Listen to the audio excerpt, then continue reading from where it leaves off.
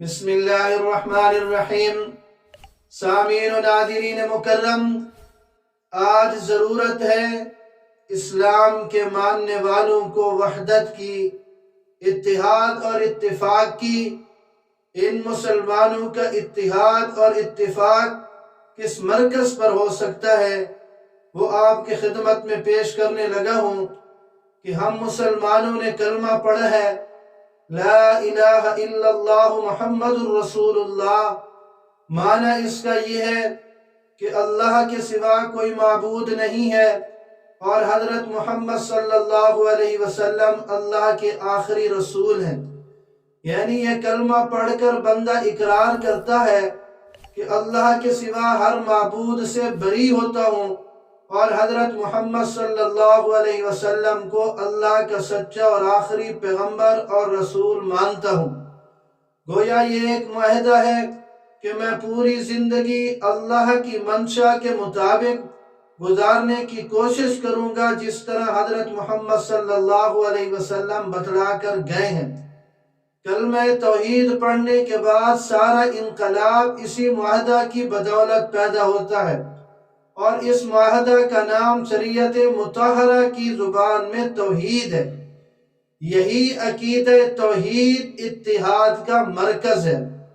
سفیر اسلام خطیب العصر حضرت مولانا سید عبد المجید ندیم شاہ صاحب نور اللہ مرقدہ فرماتے تھے، توحید انسانیت کے لیے مرکزیت کا باعث ہے۔ قرآن کریم جب اللہ کی بندگی کی طرف اور عبادت کی طرف بلاتا ہے، اس کی ترغیب دیتا ہے، تو اس کا روح سخن پوری انسانیت کی طرف ہوتا ہے۔ کائنات کے اس عالمی سفر میں انسانی وحدت اور یکجہتی کے لیے عقیدہ توحیدی قدر مشترک ہے۔ صاحب قرآن صلی اللہ علیہ وسلم اسی قدر مشترک کی طرف اہل کتاب کو متوجہ کرتے ہوئے دعوت اتحاد دے چکے۔